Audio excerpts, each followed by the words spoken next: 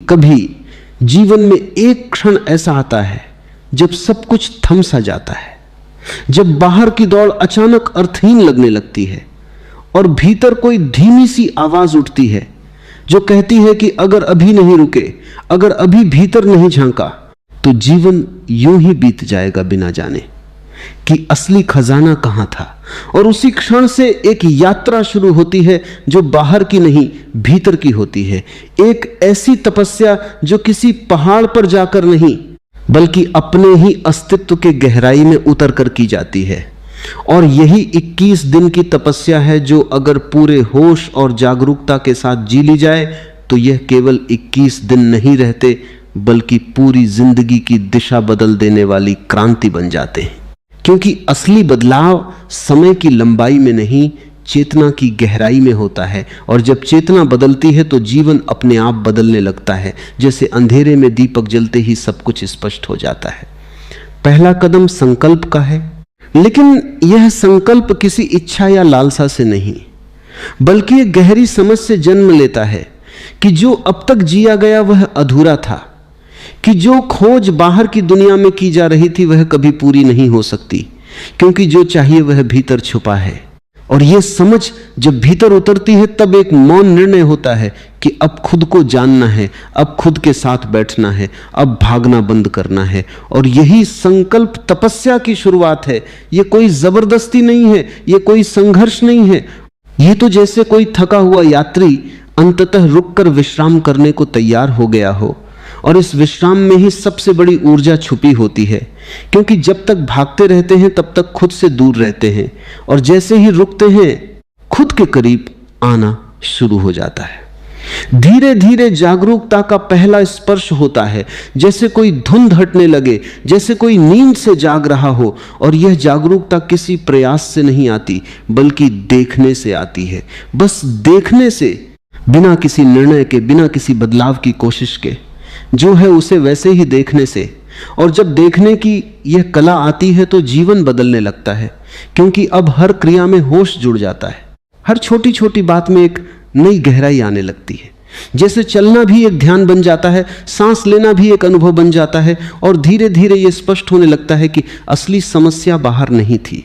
समस्या तो यह थी कि अब तक सब कुछ बिना होश के किया जा रहा था, और यही बेहोशी दुख का कारण थी। फिर शरीर की ओर ध्यान जाता है, क्योंकि शरीर वह द्वार है जिससे भीतर जाया जा सकता है। और इस तपस्या में शरीर को दबाना नहीं है, उसे समझना है, उसे सुनना है, उसकी हर संवेदना को महसूस करना है। जैसे कोई प्रेम से किसी प्रिय को सुनता है, और जब शरीर के साथ यह संबंध बनता है तो एक नई शांति उतरने लगती है, क्योंकि शरीर हमेशा वर्तमान में होता है, वह कभी अतीत या भविष्य में नहीं जाता। और जब शरीर के साथ जुड़ते हैं तो वर्तमान में आना शुरू हो जाता है, और वर्तमान ही वह स्थान है जहां जीवन घटता है, जहां सत्य उपलब्ध होता है। और धीरे धीरे शरीर एक बोझ नहीं बल्कि एक साधन बन जाता है, एक मंदिर बन जाता है जिसमें चेतना की ज्योति जल सकती है। श्वास इस यात्रा का अगला द्वार बनती है, क्योंकि श्वास वह सेतु है जो शरीर और मन को जोड़ता है। और जब श्वास को देखा जाता है बिना बदले, बिना नियंत्रित किए, सिर्फ साक्षी बनकर, तो एक अद्भुत परिवर्तन शुरू होता है। मन धीरे धीरे शांत होने लगता है, जैसे कोई लहरें धीरे धीरे थम रही हों। और इस शांति में एक गहराई आती है, एक स्थिरता आती है जो पहले कभी अनुभव नहीं हुई थी। और यह स्पष्ट होने लगता है कि शांति बाहर नहीं मिलती, वह तो हमेशा भीतर थी, बस ध्यान नहीं था। और जैसे जैसे श्वास के साथ यह संबंध गहराता है वैसे वैसे भीतर उतरना आसान होता जाता है। जैसे कोई नदी धीरे धीरे सागर की ओर बह रही हो। फिर मन के विचारों का सामना होता है, और यह सबसे कठिन लगता है, क्योंकि अब तक उनसे भागते रहे थे, उन्हें दबाते रहे थे या उनमें उलझे रहे थे। लेकिन इस तपस्या में कुछ भी नहीं करना है, बस देखना है। विचार आते हैं, जाते हैं, और जो देख रहा है वो अलग है। और जैसे जैसे यह स्पष्ट होता है कि विचार और देखने वाला अलग है, वैसे वैसे एक दूरी बनती है, एक स्पेस बनता है। और इस स्पेस में ही स्वतंत्रता का जन्म होता है, क्योंकि अब विचारों के गुलाम नहीं रहते, अब वे केवल आते जाते बादल बन जाते हैं। और भीतर आकाश जैसा विस्तार महसूस होने लगता है। धीरे धीरे अकेलेपन का सामना होता है। और ये वह जगह है जहां बहुत लोग डर जाते हैं, क्योंकि अकेलापन खालीपन जैसा लगता है। लेकिन अगर उसे स्वीकार कर लिया जाए, अगर उसमें भागने के बजाय ठहर जाया जाए, तो वही अकेलापन एक गहरी शांति में बदलने लगता है। क्योंकि असल में अकेलापन नहीं है, वह तो सिर्फ खुद के साथ होने का पहला अनुभव है। और जब खुद के साथ होना आ जाता है, तो फिर किसी और की जरूरत नहीं रहती अपने आप को पूरा महसूस करने के लिए। और यही वह बिंदु है जहां तपस्या की जड़ें गहरी होने लगती हैं। इच्छाएं धीरे धीरे सामने आती हैं, वे जो अब तक छुपी हुई थीं, वे जो हमें लगातार दौड़ाती रही हैं। और इस यात्रा में उन्हें दबाना नहीं है, बल्कि देखना है, समझना है कि वे कहां से उठ रही हैं। और जैसे जैसे यह समझ आती है कि हर इच्छा किसी खालीपन से जन्म लेती है, वैसे वैसे इच्छाओं की पकड़ ढीली होने लगती है, क्योंकि अब उन्हें पूरा करने की जरूरत महसूस नहीं होती। अब उन्हें समझने की जरूरत महसूस होती है, और इस समझ में ही मुक्ति छुपी होती है। क्योंकि जब कारण समझ में आ जाता है, तो परिणाम अपने आप गिरने लगता है। धीरे धीरे मौन उतरता है, बिना किसी प्रयास के, बिना किसी कोशिश के, जैसे कोई फूल अपने आप खिलता है। और यह मौन शब्दों का अभाव नहीं है, यह तो एक ऐसी स्थिति है जहां भीतर कोई हलचल नहीं होती, जहां सब कुछ स्थिर हो जाता है। और इस स्थिरता में एक गहरा आनंद होता है, एक ऐसी तृप्ति जो किसी बाहरी चीज से नहीं मिल सकती। और यही वह क्षण होता है जब तपस्या का असली स्वाद आने लगता है, जब यह समझ में आता है कि जो खोज रहे थे वो हमेशा यही था, बस ध्यान नहीं था। धीरे धीरे जब भीतर मौन का पहला स्पर्श स्थिर होने लगता है, तब एक नई अनुभूति जन्म लेती है। जैसे अब तक जो ऊर्जा बिखरी हुई थी, जो इच्छाओं, भय और अनगिनत दिशाओं में भाग रही थी, वह लौटकर एक केंद्र की ओर आने लगती है। और यह केंद्र कोई स्थान नहीं, बल्कि एक स्थिति है, होश की, जागरूकता की, साक्षी होने की, जहां ऊर्जा का हर कण संगठित होने लगता है। जैसे कोई बिखरा हुआ प्रकाश एक बिंदु पर आकर लेजर बन जाए, और इसी क्षण तपस्या का अगला द्वार खुलता है। क्योंकि अब तक जो प्रयास था वह केवल देखने का था, अब जो घटित होता है वह रूपांतरण है। और यह रूपांतरण किसी क्रिया से नहीं, बल्कि गहरी समझ से जन्म लेता है। जैसे अंधकार को हटाने के लिए प्रकाश लाना पड़ता है, वैसे ही अज्ञान को मिटाने के लिए केवल जागरूकता ही पर्याप्त होती है। और इस जागरूकता में ऊर्जा का स्वभाव बदलने लगता है। जो ऊर्जा पहले इच्छाओं में बहती थी, वही अब शांति में बदलने लगती है। जो ऊर्जा पहले क्रोध बनती थी, वही अब करुणा का रूप लेने लगती है। और जो ऊर्जा पहले भय के रूप में प्रकट होती थी, वही अब एक गहरे भरोसे में बदलने लगती है। और ये कोई प्रयास नहीं है, ये कोई साधना का दबाव नहीं है, ये तो एक स्वाभाविक परिवर्तन है। जैसे बर्फ पिघलकर पानी बन जाती है और पानी वाष्प बनकर आकाश में विलीन हो जाता है, वैसे ही चेतना के स्तर बदलते जाते हैं। और जो व्यक्ति इस परिवर्तन को बिना हस्तक्षेप के होने देता है, वही वास्तव में तपस्या के मार्ग पर आगे बढ़ता है। क्योंकि यहां करने वाला जितना कम होता जाता है, होने वाला उतना ही अधिक प्रकट होने लगता है। और यही इस यात्रा का रहस्य है कि यहां कुछ करना नहीं, केवल होना है, केवल देखना है, केवल स्वीकार करना है। इस गहराई में उतरते उतरते एक और परत सामने आती है, जो सबसे सूक्ष्म और सबसे जटिल है। अहंकार की परत, जो हर अनुभव के पीछे छुपी रहती है, जो हर क्रिया में मैं का बोध जोड़ देती है, जो हर उपलब्धि को अपना बना लेती है और हर असफलता का दोष दूसरों पर डाल देती है। और जब तक ये मैं बना रहता है, तब तक वास्तविक स्वतंत्रता संभव नहीं होती। क्योंकि यह मैं ही वह दीवार है जो हमें सत्य से अलग रखती है। और इस तपस्या में इस मैं से लड़ना नहीं है, उसे खत्म करने की कोशिश भी नहीं करनी है, बल्कि उसे देखना है, उसकी हर चाल को समझना है, उसकी हर अभिव्यक्ति को पहचानना है। और जैसे जैसे ये पहचान गहरी होती जाती है, वैसे वैसे यह मैं कमजोर पड़ने लगता है। क्योंकि उसका अस्तित्व केवल अज्ञान पर टिका होता है। और जहां जागरूकता का प्रकाश पहुंचता है, वहां अज्ञान अपने आप मिटने लगता है। कभी ऐसा लगता है कि मैं पूरी तरह गायब हो गया है, और उसी क्षण एक गहरी शांति उतरती है, जैसे कोई बोझ उतर गया हो, जैसे कोई कैद खुल गई हो। और इस अवस्था में जो अनुभव होता है, वह शब्दों में नहीं कहा जा सकता, क्योंकि वहां अनुभव करने वाला भी नहीं रहता। वहां केवल अनुभव होता है, वहां केवल होना होता है। और यही वह क्षण है जहां तपस्या अपने चरम की ओर बढ़ती है, जहां व्यक्ति नहीं रहता, केवल चेतना रह जाती है। और इस चेतना में कोई सीमा नहीं होती, कोई बंधन नहीं होता। वह असीम होती है, अनंत होती है, और इसी अनंतता में असली स्वतंत्रता का जन्म होता है। धीरे धीरे यह साक्षी भाव स्थिर होने लगता है। अब यह केवल ध्यान के समय नहीं रहता, बल्कि हर क्षण में फैलने लगता है। चलते हुए, बोलते हुए, खाते हुए, हर क्रिया में एक देखने वाला उपस्थित रहता है, और यह उपस्थिति ही जीवन को बदल देती है, क्योंकि अब कोई भी क्रिया बेहोशी में नहीं होती। हर चीज में एक जागरूकता जुड़ी होती है, और यही जागरूकता जीवन को ध्यान बना देती है, जहां हर क्षण एक साधना बन जाता है, हर अनुभव एक सीख बन जाता है, और हर परिस्थिति एक अवसर बन जाती है भीतर और गहराई में उतरने का। अब सफलता का अर्थ भी बदलने लगता है। जो पहले बाहर की उपलब्धियों में देखा जाता था, वह अब भीतर की शांति में दिखाई देने लगता है। जो पहले दूसरों की नजरों में था, वह अब अपने ही साक्षी भाव में महसूस होने लगता है। और यह परिवर्तन इतना गहरा होता है कि जीवन की दिशा ही बदल जाती है, क्योंकि अब व्यक्ति बाहर की दुनिया में कुछ पाने के लिए नहीं जीता, बल्कि भीतर की पूर्णता को जीने के लिए जीता है। और यही असली सफलता है, जो किसी तुलना पर आधारित नहीं होती, जो किसी प्रमाण की मोहताज नहीं होती, जो केवल एक आंतरिक अनुभव होती है। एक ऐसी स्थिति जहां कुछ भी कमी नहीं होती, जहां सब कुछ पूर्ण होता है। इन 21 दिनों में जो यात्रा शुरू हुई थी, वह अब केवल 21 दिनों तक सीमित नहीं रहती, वह जीवन का हिस्सा बन जाती है।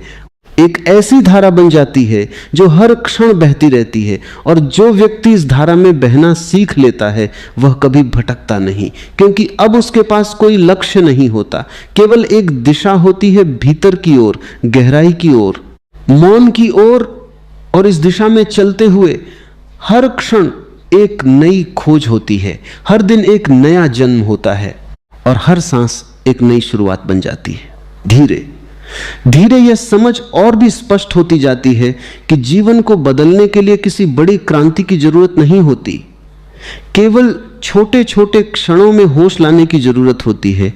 और यही 21 दिन की तपस्या का सार है कि इन 21 दिनों में जो होश जागा, जो साक्षी भाव विकसित हुआ, वह अगर जीवन में बना रहे तो फिर हर दिन तपस्या बन जाता है, हर क्षण ध्यान बन जाता है। और यही निरंतरता ही जीवन को एक उत्सव में बदल देती है, क्योंकि अब जीवन कोई बोझ नहीं रहता, कोई संघर्ष नहीं रहता, बल्कि एक खेल बन जाता है, एक नृत्य बन जाता है, जिसमें व्यक्ति पूरी तरह से शामिल होता है, लेकिन फिर भी भीतर से एक साक्षी बना रहता है। और इस साक्षी भाव में ही वह गहरा आनंद छुपा होता है, जो किसी कारण पर आधारित नहीं होता, जो बिना किसी वजह के होता है, जो अपने आप में पूर्ण होता है। और यही वह आनंद है जो जीवन को सार्थक बनाता है, जो हर क्षण को मूल्यवान बना देता है। और यही वह उपलब्धि है जो किसी भी बाहरी सफलता से कहीं अधिक गहरी और स्थायी होती है, क्योंकि यह किसी परिस्थिति पर निर्भर नहीं होती, यह तो केवल चेतना की स्थिति पर निर्भर होती है। और जब चेतना बदल जाती है तो जीवन अपने आप बदल जाता है। अब यात्रा अपने अंतिम चरण की ओर बढ़ रही है, जहां साक्षी भाव भी विलीन होगा और केवल शुद्ध अस्तित्व बचेगा, जहां न देखने वाला रहेगा न देखा जाने वाला, केवल एक अद्वैत अनुभव बचेगा, पूर्ण, शांत, असीम। धीरे धीरे जब साक्षी भाव भी स्थिर हो जाता है और देखने वाला इतना सूक्ष्म, इतना शांत और इतना पारदर्शी हो जाता है कि उसकी उपस्थिति भी महसूस नहीं होती, तब एक बहुत गहरी घटना घटती है। ऐसी घटना जो किसी प्रयास से नहीं लाई जा सकती, जिसे केवल होने दिया जा सकता है। और यह घटना है साक्षी का भी विलय। जैसे एक दीपक अपनी लौ में ही समा जाए, जैसे एक बूंद सागर में गिरकर सागर ही बन जाए, वैसे ही देखने वाला और जो देखा जा रहा है, उनके बीच की दूरी मिटने लगती है। और यह मिटना ही वास्तविक मिलन है। यह कोई अनुभव नहीं है, क्योंकि अनुभव के लिए दो का होना जरूरी है। यहां तो केवल एक रह जाता है, एक ऐसी उपस्थिति जो न किसी नाम में बंधी है, न किसी रूप में, न किसी विचार में। और इसी एकत्व में वह सत्य प्रकट होता है जिसे शब्दों में कभी नहीं बांधा जा सकता, जिसे केवल जिया जा सकता है। और इस स्थिति में पहुंचकर यह स्पष्ट हो जाता है कि अब तक जो कुछ भी खोजा जा रहा था वह सब बाहर नहीं, भीतर ही था। और जो खोजने वाला था वही असली बाधा था, क्योंकि खोजते समय वह हमेशा कुछ पाने की चाह में था और यह चाह ही दूरी बना रही थी। और जैसे ही यह चाह समाप्त होती है, जैसे ही यह खोज अपने आप गिर जाती है, वैसे ही जो है वो अपने पूर्ण रूप में प्रकट हो जाता है। अब यहां कोई साधना नहीं बचती, कोई प्रयास नहीं बचता, कोई दिशा भी नहीं बचती, क्योंकि दिशा तभी होती है जब कहीं पहुंचना हो। और जब यह अनुभव हो जाता है कि जो चाहिए था वह हमेशा यही था, तो फिर कहीं जाने की जरूरत नहीं रहती। और इसी में एक अद्भुत विश्राम है, एक ऐसा विश्राम जो थकान के बाद नहीं बल्कि पूर्णता के बाद आता है। और इस विश्राम में ही जीवन का असली संगीत सुना जा सकता है, क्योंकि अब कोई शोर नहीं है, कोई विचारों की भीड़ नहीं है, केवल एक मौन है जो सब कुछ अपने भीतर समेटे हुए है। और ये मौन खाली नहीं है, ये तो ऊर्जा से भरा हुआ है, ये तो चेतना से भरा हुआ है। और इसी मौन में हर प्रश्न का उत्तर अपने आप मिल जाता है, बिना पूछे, बिना खोजे। धीरे धीरे यह अनुभव जीवन के हर हिस्से में उतरने लगता है। अब यह केवल ध्यान में बैठने तक सीमित नहीं रहता, बल्कि हर क्षण में फैल जाता है। चलते हुए भी वही मौन, बोलते हुए भी वही मौन, काम करते हुए भी वही मौन। और यह मौन कोई बाधा नहीं बनता, बल्कि हर क्रिया को और भी सुंदर और भी सहज बना देता है, क्योंकि अब क्रिया में कोई तनाव नहीं होता, कोई जल्दी नहीं होती, कोई परिणाम की चिंता नहीं होती, केवल एक प्रवाह होता है। और इस प्रवाह में जीवन अपने आप अनफोल्ड होता चला जाता है। जैसे एक फूल बिना किसी प्रयास के खिलता है, वैसे ही जीवन अपने पूर्ण रूप में खिलने लगता है।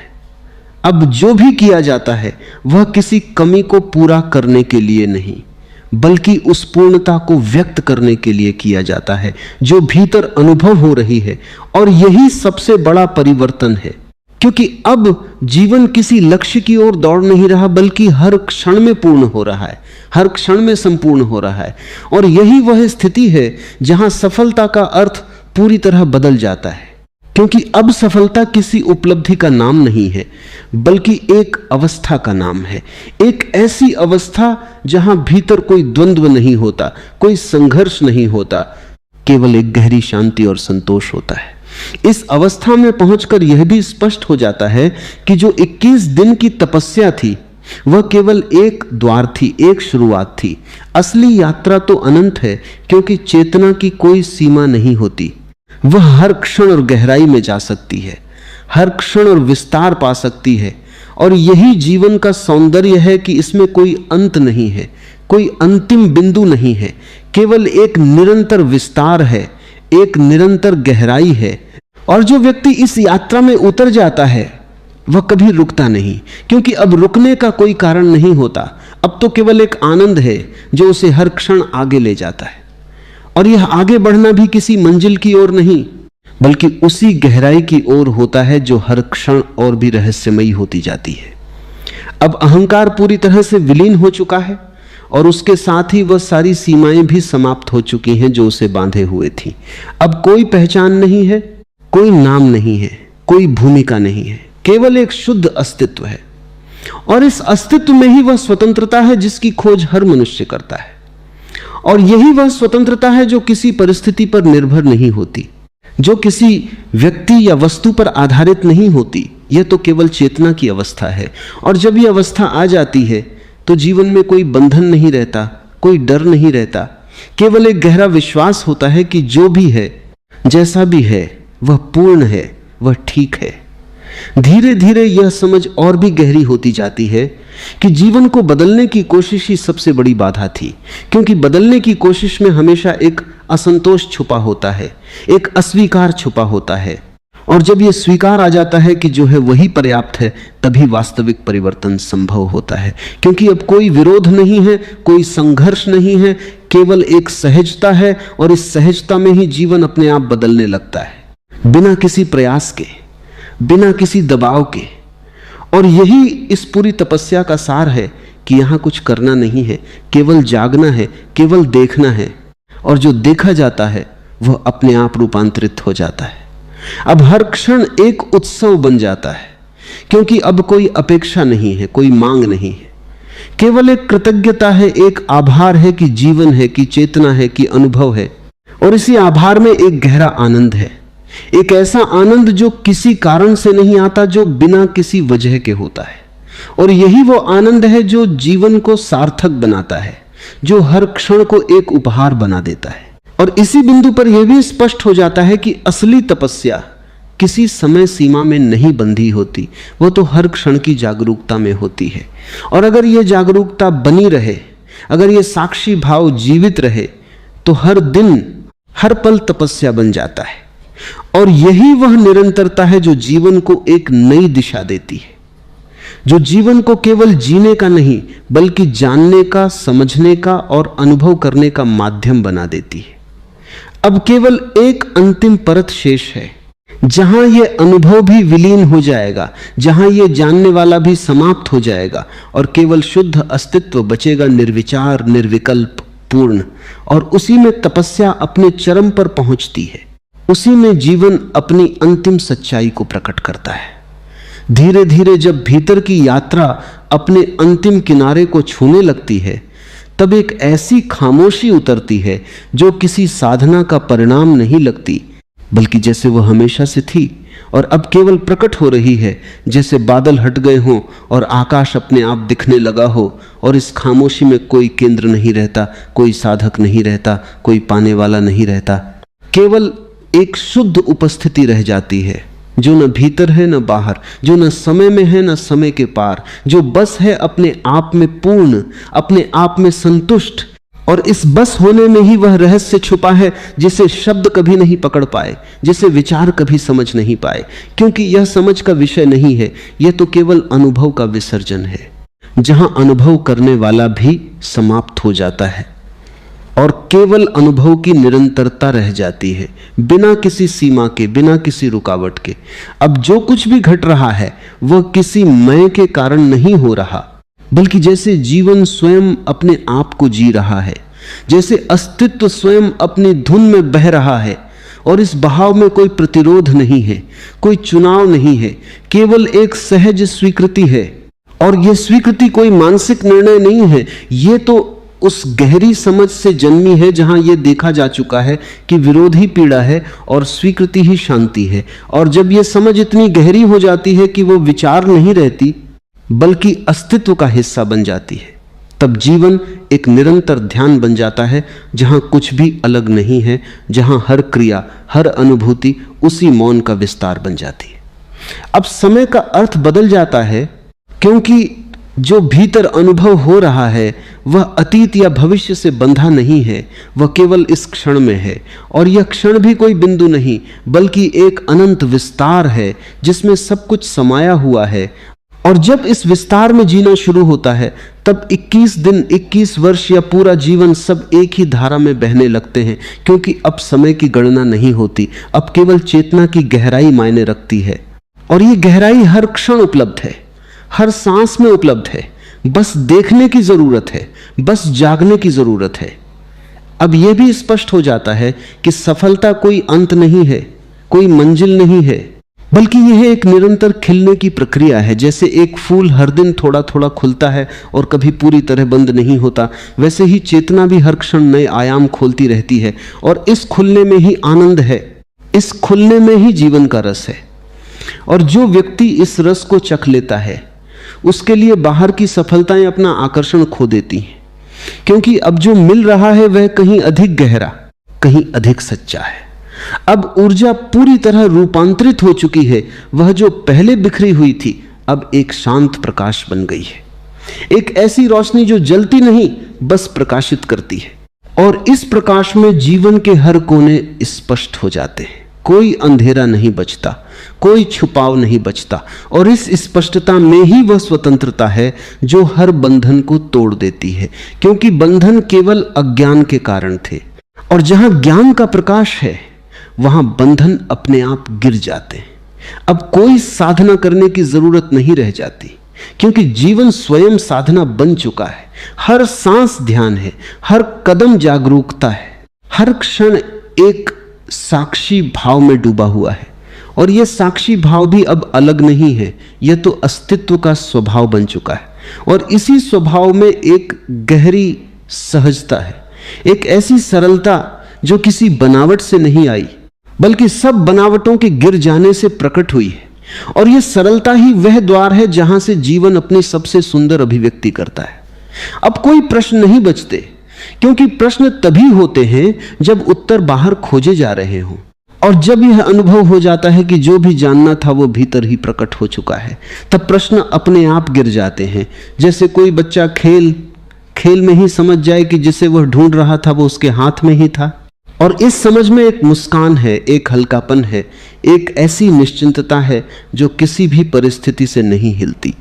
अब जो भी संबंध हैं, जो भी कार्य हैं, जो भी परिस्थितियां हैं, वे सब उसी मौन की छाया में जिए जाते हैं, और इस कारण उनमें कोई उलझन नहीं होती, कोई अपेक्षा नहीं होती, केवल एक सहज प्रवाह होता है। और इस प्रवाह में जीवन अपने आप संतुलित हो जाता है, क्योंकि अब उसे नियंत्रित करने की कोशिश नहीं की जा रही, अब उसे बस जीने दिया जा रहा है।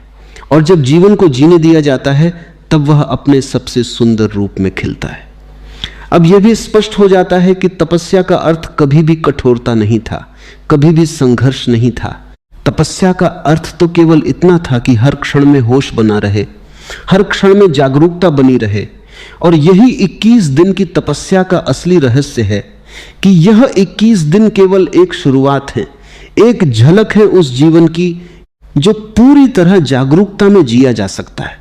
और जब ये झलक गहरी हो जाती है, जब ये अनुभव स्थिर हो जाता है, तब जीवन में कोई कमी नहीं रहती, कोई अधूरापन नहीं रहता, केवल एक पूर्णता रह जाती है जो हर क्षण में महसूस होती है। और अंततः जो बचता है वह कोई व्यक्ति नहीं, कोई पहचान नहीं, केवल एक शुद्ध अस्तित्व है जो न जन्म लेता है न मरता है, जो हमेशा से था और हमेशा रहेगा। और इसी में जीवन का अंतिम सत्य छुपा है, इसी में वह शांति है जिसे खोजा जा रहा था, इसी में वह आनंद है जो कभी खत्म नहीं होता, और इसी में वह सफलता है जो किसी तुलना से परे है, जो केवल अनुभव की जा सकती है, जी जा सकती है। और जब ये अनुभव हो जाता है तब ये स्पष्ट हो जाता है कि 21 दिन की तपस्या केवल एक द्वार थी, और उसके पार जो है वह अनंत है, असीम है। और उसी असीम में जीवन अपनी वास्तविकता को पहचानता है, उसी में वह पूरी तरह मुक्त हो जाता है, और उसी में वह पहली बार वास्तव में जीता है। धीरे धीरे जब भीतर का मौन केवल एक झलक नहीं रह जाता बल्कि एक स्थिरता में बदलने लगता है, तब यह स्पष्ट होने लगता है कि जो ऊर्जा अब तक बिखरी हुई थी, जो हजारों इच्छाओं, डर, असुरक्षाओं और अनजानी दौड़ों में खर्च हो रही थी, वह अब लौटकर अपने ही केंद्र में इकट्ठा होने लगी है। और यह इकट्ठा होना कोई प्रयास नहीं है, यह किसी साधना की मजबूरी नहीं है, बल्कि यह उस समझ का परिणाम है जो देखने से आई है। क्योंकि जैसे ही यह देखा जाता है कि बाहर की हर दौड़ अधूरी है, कि हर इच्छा अंततः एक और इच्छा को जन्म देती है, वैसे ही ऊर्जा अपने आप वापस लौटने लगती है। जैसे कोई नदी जिसे समझ आ जाए कि वह समुद्र से अलग नहीं है, वह अपने ही स्रोत की ओर मुड़ने लगती है। और इसी मोड़ में तपस्या का वास्तविक आरंभ होता है, क्योंकि अब ऊर्जा को दबाया नहीं जा रहा, उसे रोका नहीं जा रहा, बल्कि उसे समझा जा रहा है, उसे देखा जा रहा है, और देखने में ही उसका रूपांतरण शुरू हो जाता है। अब जो ऊर्जा पहले वासना के रूप में बहती थी, वह धीरे धीरे एक सूक्ष्म आनंद में बदलने लगती है। जो ऊर्जा पहले क्रोध बनकर विस्फोट करती थी, वही अब करुणा में बदलने लगती है। और जो ऊर्जा पहले भय के रूप में शरीर को जकड़ लेती थी, वही अब एक गहरे विश्वास में बदलने लगती है। और यह परिवर्तन इतना सहज होता है कि यदि ध्यान न दिया जाए तो पता भी नहीं चलता कि भीतर क्या क्रांति हो रही है, क्योंकि यह क्रांति बाहर कोई शोर नहीं करती, यह भीतर एक मौन परिवर्तन है। जैसे रात के अंधेरे में धीरे धीरे सुबह उतरती है, और जब प्रकाश आता है तो यह नहीं पूछता कि अंधेरा कहां गया, वह बस अपने होने से अंधकार को समाप्त कर देता है। और इसी तरह जागरूकता का प्रकाश जब भीतर फैलता है तो सारी नकारात्मकता, सारे भ्रम अपने आप गिरने लगते हैं, बिना किसी संघर्ष के, बिना किसी लड़ाई के। और इसी गहराई में उतरते उतरते एक बहुत सूक्ष्म परत सामने आती है, अहंकार की, जो हर चीज को अपने साथ जोड़ लेती है, जो हर अनुभव में मैं का हस्ताक्षर कर देती है, जो कहती है कि ये मैंने किया, ये मेरा है, ये मैं हूं, और यही वह केंद्र है जो सारी उलझनों की जड़ है। क्योंकि जब तक मैं है तब तक अलगाव है, तब तक द्वंद्व है, तब तक पीड़ा है। और इस तपस्या में इस मैं को मिटाने की कोशिश नहीं करनी है, क्योंकि कोशिश भी उसी का खेल है, बल्कि इसे देखना है, इसकी हर चाल को समझना है। और जैसे जैसे ये समझ गहरी होती जाती है, वैसे वैसे यह मैं अपने आप कमजोर पड़ने लगता है, क्योंकि उसका अस्तित्व केवल अज्ञान पर टिका होता है। और जहां समझ आ जाती है वहां अज्ञान टिक नहीं सकता। धीरे धीरे यह देखने की क्षमता इतनी गहरी हो जाती है कि मैं केवल एक विचार जैसा दिखने लगता है, एक आदत जैसा जो बार बार उठती है, और अगर उसे पकड़ा न जाए तो अपने आप गिर जाती है। और इसी क्षण एक बहुत बड़ी स्वतंत्रता का अनुभव होता है, क्योंकि अब यह स्पष्ट हो जाता है कि जो मैं समझा जा रहा था वह असली नहीं था, वह केवल एक परछाई थी।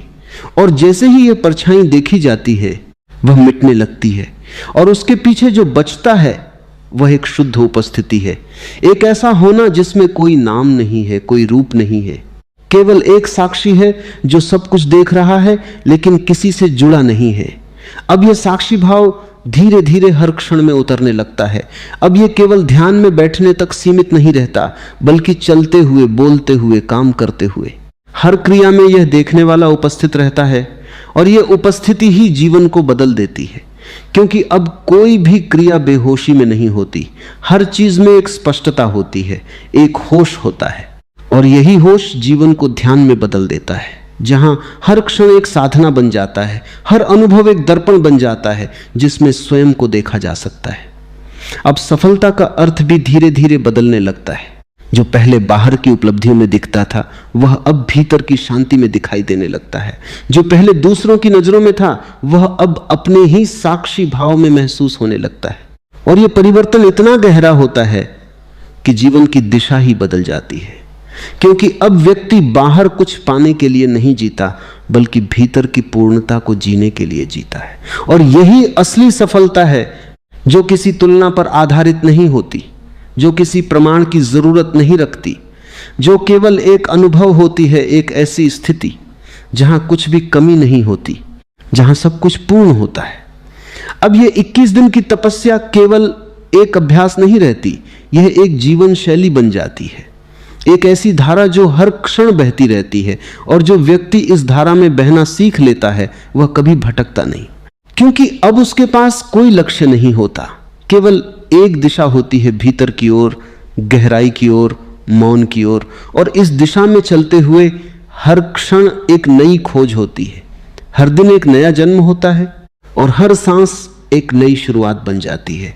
और इसी में जीवन का असली सौंदर्य छुपा है, इसी में वह सफलता छुपी है जो कभी समाप्त नहीं होती। और फिर एक ऐसा मोड़ आता है जहां साक्षी भी बहुत सूक्ष्म हो जाता है, इतना सूक्ष्म कि उसका होना भी महसूस नहीं होता, जैसे देखने वाला भी धुंधला पड़ने लगता है। और यह धुंधलापन कोई कमी नहीं है, यह एक गहरी परिपक्वता का संकेत है, क्योंकि अब देखने वाला और जो देखा जा रहा है उनके बीच की दूरी कम होने लगती है। और जैसे जैसे यह दूरी कम होती है वैसे वैसे एकत्व का अनुभव जन्म लेने लगता है।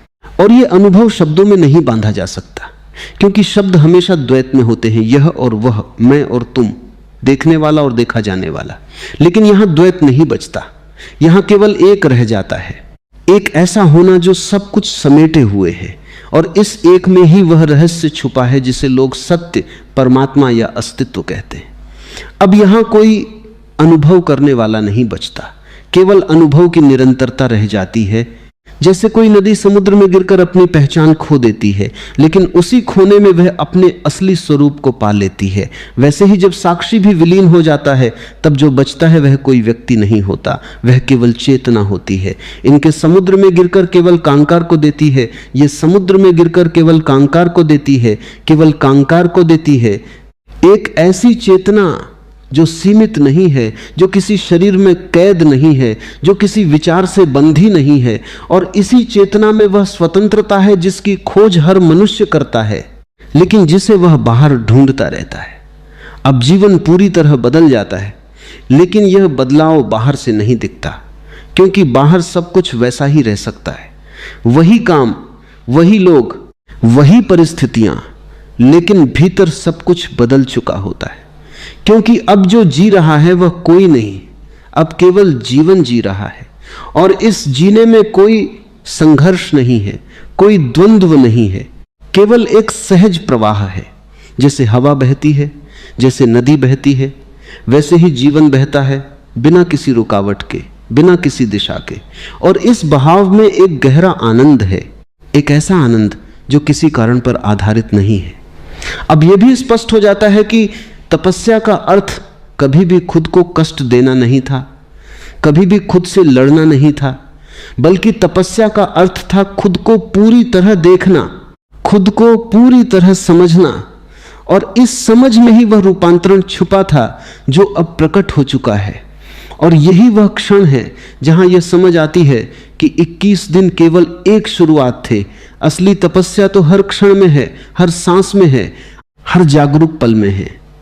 अब कोई खोज नहीं बचती, क्योंकि जो खोजा जा रहा था वह मिल चुका है। और यह मिलना भी ऐसा नहीं है कि कुछ नया मिला हो, बल्कि ऐसा है जैसे जो हमेशा से था, उसे पहली बार देखा गया हो। और इस देखने में ही एक गहरा विश्राम है, एक ऐसी शांति है जो कभी टूटती नहीं, जो किसी परिस्थिति से प्रभावित नहीं होती। और यही वह शांति है जो जीवन को एक उत्सव में बदल देती है, क्योंकि अब कोई कमी नहीं है, कोई चाह नहीं है, केवल एक पूर्णता है जो हर क्षण में महसूस होती है। और इसी पूर्णता में जीवन अपनी अंतिम गहराई को छूता है, जहां कुछ भी पाने की जरूरत नहीं रहती, जहां कुछ भी बनने की जरूरत नहीं रहती, क्योंकि जो है वही पर्याप्त है, वही पूर्ण है। और इसी में वह सच्चाई छुपी है जिसे शब्दों में नहीं कहा जा सकता, जिसे केवल जिया जा सकता है, अनुभव किया जा सकता है। और जो एक बार अनुभव हो जाए वह कभी खोती नहीं, वह जीवन का हिस्सा बन जाती है, जीवन का स्वर बन जाती है। और उसी स्वर में जीवन पहली बार अपने वास्तविक अर्थ में गूंजता है। धीरे धीरे जब भीतर उतरने की यह प्रक्रिया केवल एक अभ्यास नहीं रह जाती, बल्कि एक जीवित अनुभव बन जाती है, तब यह स्पष्ट होने लगता है कि अब तक जो ऊर्जा जीवन में बिखरी हुई थी, जो अनगिनत दिशाओं में दौड़ रही थी, जो हर क्षण कुछ पाने, कुछ बनने, कुछ पकड़ने की कोशिश में लगी हुई थी, वही ऊर्जा अब एक अलग ही दिशा में बहने लगी है। जैसे कोई धारा जो वर्षों तक इधर उधर भटकती रही हो, अचानक उसे अपना सागर मिल गया हो, और अब वह बिना किसी बाधा के उसी ओर बह रही हो। और इस बहाव में एक अजीब सी सहजता है, एक ऐसा विश्राम है जो पहले कभी महसूस नहीं हुआ, क्योंकि अब ऊर्जा को कहीं जाना नहीं है, अब उसे किसी लक्ष्य को पाना नहीं है, अब वह केवल अपने ही केंद्र में स्थिर हो रही है। और इस स्थिरता में ही उसका रूपांतरण छुपा है, क्योंकि जो ऊर्जा स्थिर होती है वही गहराई में उतरती है, और जो गहराई में उतरती है वही अपने वास्तविक स्वरूप को प्रकट करती है। अब यह अनुभव होने लगता है कि ऊर्जा का स्वभाव बदल रहा है। जो पहले बाहर की वस्तुओं में उलझती थी, वह अब भीतर की शांति में डूबने लगी है। जो पहले इच्छाओं के रूप में खींचती थी, वह अब एक संतोष के रूप में फैलने लगी है। और जो पहले असुरक्षा के रूप में जकड़ती थी, वह अब एक भरोसे के रूप में खुलने लगी है। और यह परिवर्तन इतना मौन है कि इसे केवल वही देख सकता है जो देखने के लिए तैयार है, क्योंकि यह परिवर्तन किसी बाहरी संकेत के साथ नहीं आता। यह भीतर एक सूक्ष्म क्रांति है, जैसे बीज के भीतर कुछ बदलता है और एक दिन वह वृक्ष बनकर बाहर आता है, लेकिन जो परिवर्तन बीज के भीतर हुआ वह किसी को दिखाई नहीं देता। उसी तरह यह तपस्या भीतर एक बीज को बदल रही है, और यह बीज है चेतना का, जो अब जागने लगी है, फैलने लगी है, अपने आप को पहचानने लगी है। धीरे धीरे यह भी समझ में आने लगता है कि जो कुछ भी अब तक जीवन में महत्वपूर्ण लगता था, वह वास्तव में उतना महत्वपूर्ण नहीं था, क्योंकि वह सब बाहर था, और बाहर की हर चीज अस्थाई है, बदलने वाली है, और जो बदलने वाला है वह कभी स्थायी संतोष नहीं दे सकता। और इस समझ के साथ ही एक बहुत गहरी विरक्ति जन्म लेने लगती है। लेकिन यह विरक्ति किसी नफरत से नहीं आती, यह किसी त्याग से नहीं आती, यह तो समझ से आती है। जैसे कोई बच्चा खिलौने से खेलते खेलते एक दिन समझ जाता है कि यह असली नहीं है, और फिर वह उसे छोड़ देता है बिना किसी दुख के, बिना किसी संघर्ष के। उसी तरह जब यह समझ आती है कि बाहर की दौड़ अधूरी है, तो वह अपने आप छूटने लगती है। अब अहंकार की परत और भी स्पष्ट होने लगती है, क्योंकि अब देखने की क्षमता बढ़ गई है। अब वह सूक्ष्म चालें भी दिखाई देने लगती हैं जो पहले अनदेखी रह जाती थी। जैसे हर विचार में, हर प्रतिक्रिया में, हर इच्छा में मैं की एक हल्की सी छाया होती है जो कहती है कि ये मेरे लिए है, ये मुझे चाहिए, ये मैं हूं। और ये मैं इतना पुराना है, इतना गहरा है कि इसे पहचानना आसान नहीं होता। लेकिन जैसे जैसे देखने की प्रक्रिया गहराती है, वैसे वैसे यह स्पष्ट होने लगता है कि यह मैं कोई वास्तविक सत्ता नहीं है। यह तो केवल विचारों का एक समूह है, एक आदत है, एक पहचान है जो समय के साथ बन गई है। और जैसे ही यह समझ आती है, वैसे ही इसमें एक दरार पड़ने लगती है। धीरे धीरे यह दरार और गहरी होती जाती है। और एक दिन ऐसा आता है जब यह मैं अचानक बहुत हल्का महसूस होता है, जैसे उसका कोई वजन ही नहीं है, जैसे वो केवल एक भ्रम था जो अब तक सच लगता रहा। और इसी क्षण एक गहरी स्वतंत्रता का अनुभव होता है, क्योंकि अब जो बचता है वह कोई व्यक्ति नहीं है, बल्कि एक साक्षी है, एक देखने वाला जो सब कुछ देख रहा है लेकिन किसी से जुड़ा नहीं है। और इस साक्षी भाव में ही वह शांति है जो हर परिस्थिति से परे है, जो किसी भी उतार चढ़ाव से प्रभावित नहीं होती। अब यह साक्षी भाव धीरे धीरे जीवन के हर पहलू में उतरने लगता है।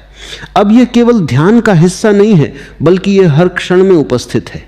जैसे कोई अंदर बैठा हुआ है जो हर चीज को देख रहा है, और यह देखने वाला न तो हस्तक्षेप करता है, न ही किसी चीज को बदलने की कोशिश करता है। वह केवल देखता है, और इस देखने में ही सब कुछ बदलने लगता है। क्योंकि जो देखा जाता है वह स्पष्ट हो जाता है, और जो स्पष्ट हो जाता है वह अपने आप सही दिशा में चलने लगता है। अब जीवन में जो भी क्रियाएं हो रही हैं, वे किसी मजबूरी से नहीं हो रही, वे किसी दबाव से नहीं हो रही, बल्कि वे एक सहज प्रवाह से हो रही। और इस प्रवाह में एक सुंदरता है, एक लय है, जैसे जीवन एक संगीत बन गया हो और हर क्रिया उस संगीत का एक हिस्सा हो। और इस संगीत में कोई बेसुरापन नहीं है, क्योंकि अब कोई संघर्ष नहीं है, कोई विरोध नहीं है, केवल एक स्वीकृति है। और यही स्वीकृति जीवन को एक नई दिशा देती है, एक ऐसी दिशा जो भीतर की ओर जाती है, जो गहराई की ओर जाती है। और इसी गहराई में यह समझ और भी स्पष्ट होती जाती है कि सफलता का अर्थ वह नहीं है जो अब तक समझा गया था। सफलता का अर्थ अब यह नहीं है कि कुछ पाया जाए, बल्कि यह है कि जो है उसे पूरी तरह जिया जाए, उसे पूरी तरह महसूस किया जाए।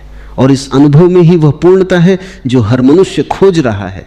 और जब यह पूर्णता भीतर अनुभव होती है, तब बाहर कुछ पाने की आवश्यकता नहीं रहती, क्योंकि अब जो है वही पर्याप्त है, वही संपूर्ण है। और फिर धीरे धीरे यह यात्रा एक और गहराई में उतरती है, जहां साक्षी भाव भी एक सीमा की तरह दिखने लगता है, क्योंकि साक्षी होने में भी एक हल्की सी दूरी बनी रहती है देखने वाला और जो देखा जा रहा है। और यह दूरी अब स्पष्ट होने लगती है, और जैसे जैसे यह स्पष्ट होती है, वैसे वैसे एक और गहरी घटना घटने लगती है। जैसे यह दूरी मिटने लगती है, जैसे देखने वाला और देखा जाने वाला एक दूसरे में घुलने लगते हैं, और इस घुलने में एक अद्भुत एकत्व का अनुभव जन्म लेता है, जो शब्दों से परे है, जो समझ से परे है। क्योंकि यहां कोई दो नहीं है, यहां केवल एक है। अब यहां कोई अनुभव करने वाला नहीं बचता, केवल अनुभव की एक निरंतर धारा रह जाती है। जैसे कोई संगीत जो बिना रुके बज रहा हो, लेकिन उसे सुनने वाला कोई अलग नहीं है, वह स्वयं ही सुनाई दे रहा है। और इसी में वह गहराई है जिसे समझना संभव नहीं, जिसे केवल जिया जा सकता है। और इस जीने में ही वह रहस्य खुलता है कि जो कुछ भी है वह एक ही चेतना का विस्तार है, वही हर रूप में प्रकट हो रही है, वही हर अनुभव में बह रही है। अब जीवन पूरी तरह बदल जाता है, लेकिन यह बदलाव किसी प्रयास से नहीं आया, यह तो अपने आप हुआ है। क्योंकि जब देखने की प्रक्रिया पूरी हो जाती है, जब समझ पूरी हो जाती है, तब जो बचता है वह एक शुद्ध अस्तित्व है। और इस अस्तित्व में कोई विभाजन नहीं है, कोई अलगाव नहीं है, केवल एकता है। और इसी एकता में वह शांति है जो कभी टूटती नहीं, जो किसी भी परिस्थिति से प्रभावित नहीं होती। अब जो भी क्रिया होती है वह किसी मैं के द्वारा नहीं होती, वह तो जीवन के द्वारा होती है। जैसे पेड़ पर पत्ते अपने आप उगते हैं, जैसे फूल अपने आप खिलते हैं, वैसे ही क्रियाएं अपने आप घटती हैं। और इस घटने में कोई अहंकार नहीं है, कोई दावा नहीं है, केवल एक सहजता है, और इस सहजता में जीवन का सबसे सुंदर रूप प्रकट होता है। अब यह भी स्पष्ट हो जाता है कि तपस्या का अर्थ कभी भी खुद को बदलना नहीं था, बल्कि खुद को पूरी तरह जानना था, और इस जानने में ही वह परिवर्तन छुपा था जो अब प्रकट हो चुका है। और यही वह बिंदु है जहां यह समझ आती है कि 21 दिन केवल एक झलक थे, एक दरवाजा थे, और उसके पार जो है वह अनंत है, असीम है, और उसी असीम में जीवन अपनी असली पहचान पाता है। अब कोई खोज नहीं बचती, क्योंकि जो खोजा जा रहा था वह मिल चुका है, और यह मिलना भी ऐसा नहीं है कि कुछ नया मिला हो, बल्कि ऐसा है जैसे जो हमेशा से था, उसे पहली बार देखा गया हो। और इस देखने में ही एक गहरा विश्राम है, एक ऐसी शांति है जो कभी खत्म नहीं होती, और यही वह शांति है जो जीवन को एक उत्सव में बदल देती है, क्योंकि अब कोई कमी नहीं है, कोई अधूरापन नहीं है, केवल एक पूर्णता है जो हर क्षण में महसूस होती है, और इसी पूर्णता में जीवन अपनी अंतिम सच्चाई को प्रकट करता है। और अब जब ये सब भी केवल एक स्मृति की तरह हल्का होने लगता है, जब साक्षी, मौन, ऊर्जा, रूपांतरण, ये सब शब्द भी भीतर अपनी पकड़ खोने लगते हैं, तब एक ऐसी गहराई खुलती है जहां किसी भी सहारे की जरूरत नहीं रहती, जहां अनुभव भी एक बोझ जैसा लगने लगता है, क्योंकि अनुभव के लिए भी किसी सूक्ष्म मैं का होना आवश्यक है, और यहां वह भी धीरे धीरे विलीन हो रहा है, जैसे कोई आखिरी धागा भी टूटने के करीब हो। और यह टूटना डरावना नहीं है, बल्कि एक अनकही राहत लेकर आता है, जैसे किसी ने बहुत समय से कुछ पकड़ रखा था और अब उसे छोड़ देने की अनुमति मिल गई हो, और उसी छोड़ने में एक अद्भुत हल्कापन है, एक ऐसी शून्यता है जो खाली नहीं है, बल्कि सब कुछ समेटे हुए। अब यहां कुछ भी पकड़ने लायक नहीं बचता, क्योंकि जो भी पकड़ा जा सकता है वह सीमित है, और यह जो प्रकट हो रहा है वह असीम है, वह किसी सीमा में बंध नहीं सकता। और इसीलिए मन यहां ठहर नहीं पाता, क्योंकि मन का स्वभाव ही है सीमाएं बनाना, नाम देना, पहचान बनाना, और यहां कुछ भी ऐसा नहीं है जिसे नाम दिया जा सके, जिसे समझा जा सके। और इसी असमझ में एक गहरा सौंदर्य है, क्योंकि जहां समझ समाप्त होती है वहीं से सत्य की शुरुआत होती है, और यह सत्य कोई वस्तु नहीं है, कोई अनुभव नहीं है, यह तो स्वयं अस्तित्व का स्वभाव है जो हमेशा से था, लेकिन अब पहली बार बिना किसी परत के दिखाई दे रहा है। अब यह भी स्पष्ट हो जाता है कि जो कुछ भी अब तक साधना के रूप में किया गया वह केवल एक तैयारी थी, एक सफाई थी, जैसे कोई दर्पण को साफ करता है ताकि उसमें प्रतिबिंब स्पष्ट दिख सके, और जब दर्पण पूरी तरह साफ हो जाता है तब उसे साफ करने की जरूरत नहीं रहती, तब केवल प्रतिबिंब बचता है। और यहां तो वह भी नहीं, क्योंकि यहां कोई अलग प्रतिबिंब नहीं है, यहां तो केवल एक ही सत्ता है जो खुद को हर रूप में देख रही है, खुद को हर अनुभव में जी रही है, और इस देखने में कोई दूरी नहीं है, कोई अलगाव नहीं है, केवल एक निरंतरता है, एक ऐसी धारा जो कभी रुकती नहीं, जो कभी टूटती नहीं। अब जो शून्यता महसूस हो रही है वह डरावनी नहीं है, क्योंकि अब उसमें कोई अभाव नहीं है, वह तो एक पूर्ण शून्यता है, एक ऐसा खालीपन जो सब कुछ समेटे हुए है, जैसे आकाश खाली दिखाई देता है, लेकिन उसी में सब कुछ समाया हुआ है, और इस शून्यता में ही वह गहरा विश्राम है जो कहीं और नहीं मिल सकता, क्योंकि अब कोई खोज नहीं है, कोई चाह नहीं है, कोई दिशा नहीं है, केवल एक होना है, और यह होना ही सब कुछ है। अब जीवन और मृत्यु के बीच का भेद भी धीरे धीरे मिटने लगता है, क्योंकि जो है वह न जन्म लेता है न मरता है, वह तो हमेशा से है, और शरीर, विचार, अनुभव, ये सब आते हैं और चले जाते हैं, लेकिन जो देख रहा था, जो साक्षी था, और अब जो वो भी विलीन हो चुका है, उसके पीछे जो बचता है वह कभी बदलता नहीं, वह हमेशा एक जैसा रहता है। और इसी में वह अमृता है जिसकी खोज हर मनुष्य करता है, लेकिन जिसे वह शरीर या नाम में खोजता रहता है और इसी भ्रम में भटकता रहता है। अब कोई केंद्र नहीं बचता, कोई परिधि नहीं बचती, सब कुछ एक हो गया है, और इस एक में ही वह अनंत विस्तार है जो कभी समाप्त नहीं होता। और इसी विस्तार में एक गहरी शांति है, एक ऐसा मौन है जो किसी आवाज के विपरीत नहीं है, बल्कि सब आवाजों का आधार है, और इसी मौन में जीवन का हर स्वर जन्म लेता है और उसी में विलीन हो जाता है। जैसे लहरें सागर से उठती हैं और उसी में वापस चली जाती हैं, वैसे ही हर अनुभव इसी चेतना से उठता है और उसी में विलीन हो जाता है। अब यह भी स्पष्ट हो जाता है कि कोई यात्रा कभी थी ही नहीं, कोई मंजिल कभी थी ही नहीं। यह सब केवल एक खेल था, एक लीला थी, जिसमें चेतना ने खुद को भूलकर खुद को खोजने का नाटक किया। और जब यह नाटक समझ में आ जाता है तब एक गहरी हंसी आती है, एक ऐसी हंसी जो किसी मजाक पर नहीं बल्कि इस पूरे रहस्य पर होती है कि जो खोजा जा रहा था वह हमेशा से यही था और जो खोज रहा था वह खुद एक भ्रम था। अब कोई साधक नहीं है, कोई साधना नहीं है, केवल एक सहज अस्तित्व है जो अपने आप में पूर्ण है, जो अपने आप में शांत है। और इस शांति में ही वह आनंद है जो कभी खत्म नहीं होता, क्योंकि यह किसी कारण से नहीं आया, यह तो स्वभाव है, यह तो मूल है, और जो मूल होता है वह कभी समाप्त नहीं होता। अब हर क्षण एक ही जैसा है और फिर भी हर क्षण नया है, क्योंकि यहां समय का कोई प्रभाव नहीं है। यहां केवल एक अनंत वर्तमान है जिसमें सब कुछ घट रहा है, और इस वर्तमान में जीना ही असली स्वतंत्रता है, क्योंकि यहां कोई बंधन नहीं है, कोई स्मृति नहीं है, कोई कल्पना नहीं, केवल एक जीवित अनुभव है जो हर क्षण अपने आप को नया करता रहता है।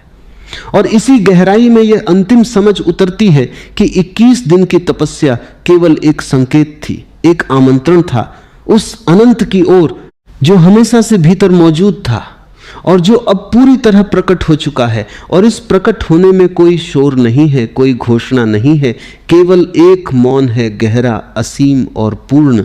और इसी मौन में जीवन अपनी सबसे सच्ची, सबसे शुद्ध अभिव्यक्ति में जिया जाता है, बिना किसी प्रयास के, बिना किसी दिशा के, केवल अपने आप में, केवल अपने स्वभाव में, केवल उस सत्य में जो हमेशा से था और हमेशा रहेगा। अब ये और गहराई शब्दों की सीमा को छूने लगती है, क्योंकि जहां तक मन साथ दे सकता था, जहां तक अनुभव को भाषा में ढाला जा सकता था, वहां तक यात्रा आ चुकी है। और अब जो खुल रहा है वो शब्दों के पार है। फिर भी संकेत दिए जा सकते हैं, इशारे किए जा सकते हैं, ताकि भीतर कहीं कोई दरवाजा अपने आप खुल जाए।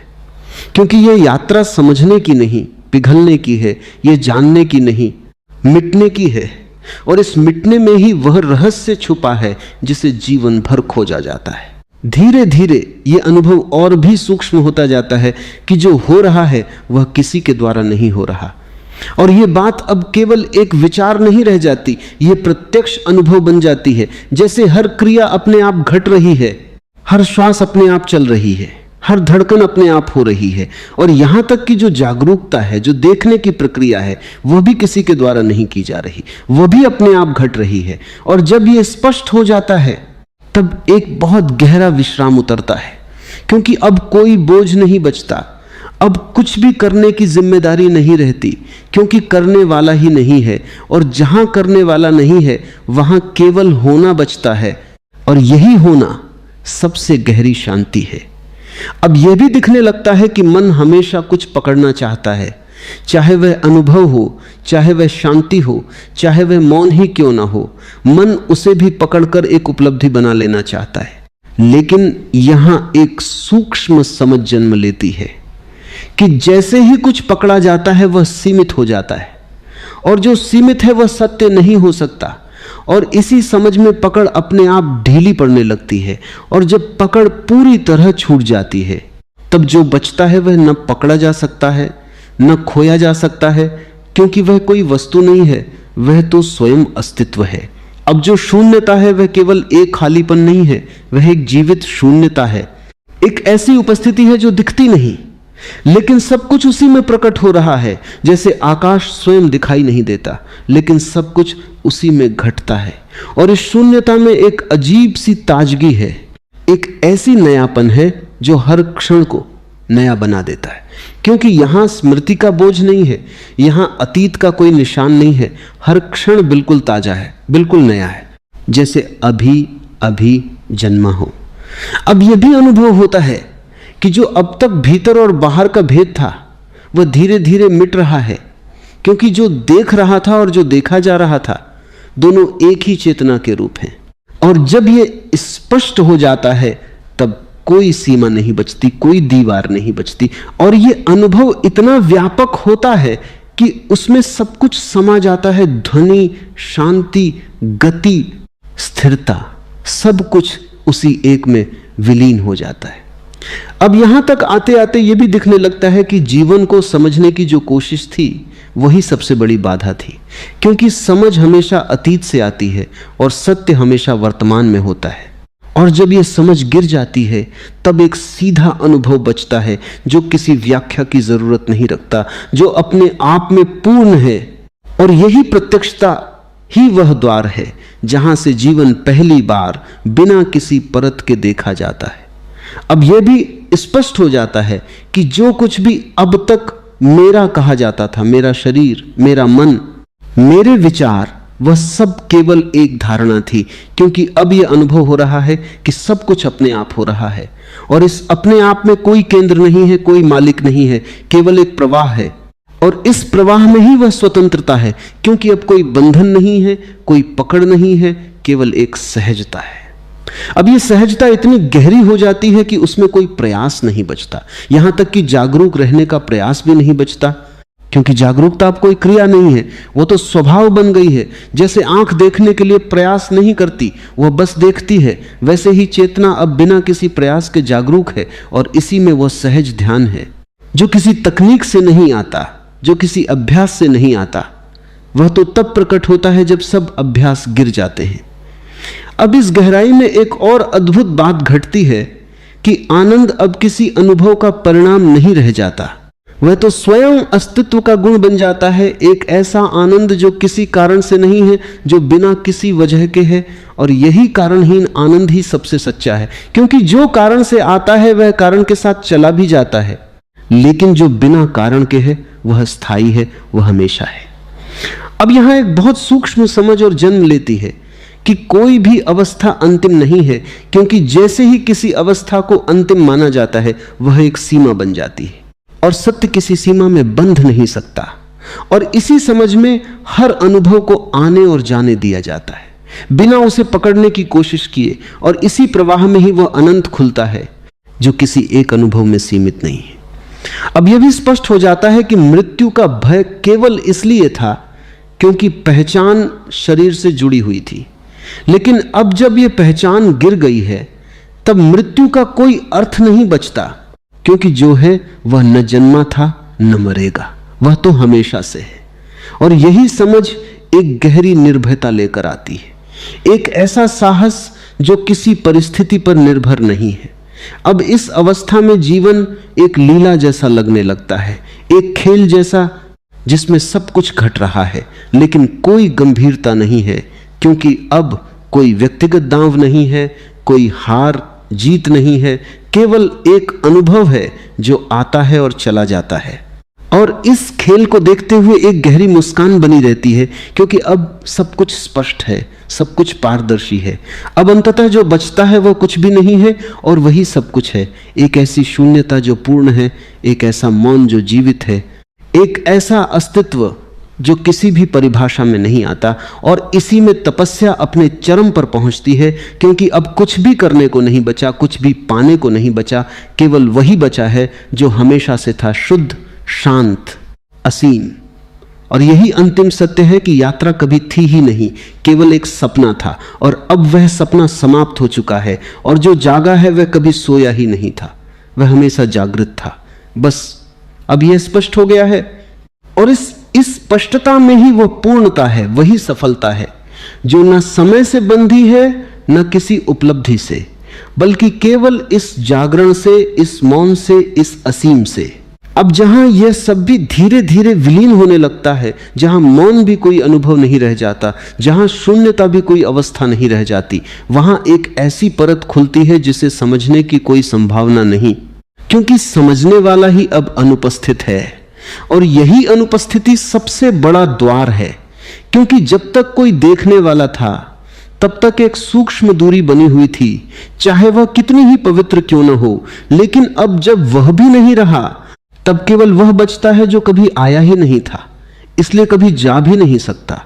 और इसी में एक अजीब सी पूर्णता है, एक ऐसी तृप्ति जो किसी अनुभव का परिणाम नहीं बल्कि हर अनुभव के पार की स्थिति है। अब यहां कोई अनुभव नहीं हो रहा, क्योंकि अनुभव के लिए दो चाहिए, अनुभव करने वाला और अनुभव की वस्तु, और यहां दो नहीं है। यहां केवल एक असीम उपस्थिति है जो खुद को किसी रूप में सीमित नहीं करती, जो किसी पहचान में नहीं बंधती, और इसी कारण उसे किसी भी शब्द से नहीं पकड़ा जा सकता, क्योंकि शब्द हमेशा सीमाएं बनाते हैं और ये जो है वह असीम है। इसलिए हर शब्द यहां आकर अधूरा पड़ जाता है, हर विचार यहां आकर टूट जाता है, और जो बचता है वह केवल एक सीधा नग्न अस्तित्व है, बिना किसी परत के, बिना किसी कहानी के। अब यह भी स्पष्ट हो जाता है कि जो अब तक जागरूकता कहा जा रहा था वह भी केवल एक सीढ़ी थी, एक माध्यम था, और जब उस सीढ़ी का काम पूरा हो जाता है तो वह भी अपने आप गिर जाती है, क्योंकि जहां पहुंचना था वहां अब कोई पहुंचने वाला नहीं बचा, और इस गिरने में कोई हानि नहीं है, बल्कि यही सबसे बड़ी मुक्ति है। क्योंकि अब कोई साधन नहीं बचा, कोई लक्ष्य नहीं बचा, केवल एक शुद्ध होना बचा है, जो न साधना है न सिद्धि है, बस स्वभाव है। अब यहां एक बहुत सूक्ष्म, लगभग अदृश्य सा परिवर्तन होता है, जहां यह भी समाप्त हो जाता है कि कुछ समाप्त हो गया, क्योंकि समाप्त होने का भी बोध तभी तक है जब तक कोई देखने वाला है, और यहां वह भी नहीं है। इसलिए अब न आरंभ है, न अंत है, न यात्रा है, न मंजिल है, केवल एक निरंतरता है जो किसी समय में नहीं बहती, जो किसी दिशा में नहीं जाती, जो बस है, और इस बस होने में ही वह रहस्य है जिसे कोई जान नहीं सकता, लेकिन जो हर किसी के भीतर मौन रूप से विद्यमान है। अब यह भी देखा जाता है कि जो कुछ भी कभी सत्य के रूप में समझा गया था वह भी केवल एक झलक थी, एक संकेत था, क्योंकि सत्य को समझा नहीं जा सकता, उसे केवल जिया जा सकता है, और यहां तो जीने वाला भी नहीं है, इसलिए यह कहना भी सही नहीं कि इसे जिया जा रहा है। यह तो बस है अपने आप में, बिना किसी संदर्भ के, बिना किसी तुलना के। अब यह भी समाप्त हो जाता है कि कुछ विशेष घट रहा है, क्योंकि विशेष और सामान्य का भेद भी तभी तक है जब तक मन है, और यहां मन का कोई अस्तित्व नहीं बचा।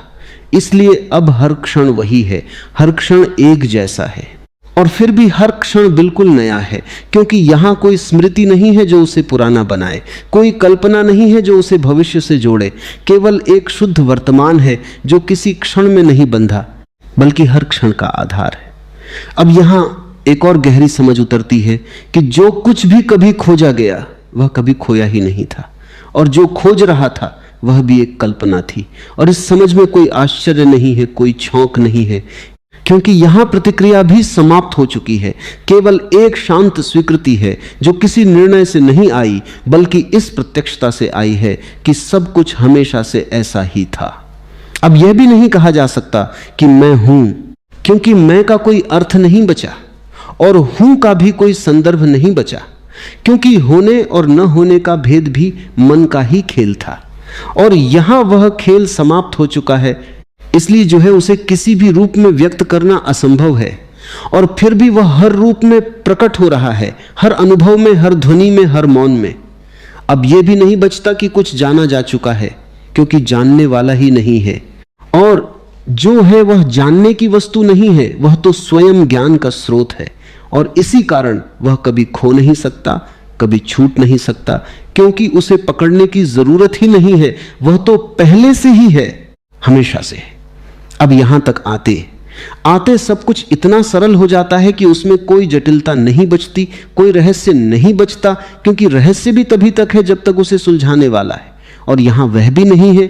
इसलिए अब सब कुछ एकदम स्पष्ट है, एकदम खुला है, जैसे कुछ छुपा ही नहीं था, और इसी खुलापन में एक असीम शांति है जो किसी कारण से नहीं है, जो किसी स्थिति पर निर्भर नहीं है। और अंततः जो बचता है वह न शून्यता है, न पूर्णता है, न मौन है, न ध्वनि है, वह इन सब के पार है, और फिर भी इन्हीं के रूप में प्रकट होता है। और यही अंतिम गहराई है जहां कोई शब्द नहीं पहुंच सकता, जहां कोई विचार नहीं टिक सकता, जहां केवल वही है जो हमेशा से था, जो हमेशा रहेगा, जो कभी बदला नहीं, और जिसे जानने की कोई जरूरत नहीं, क्योंकि वही सब कुछ है।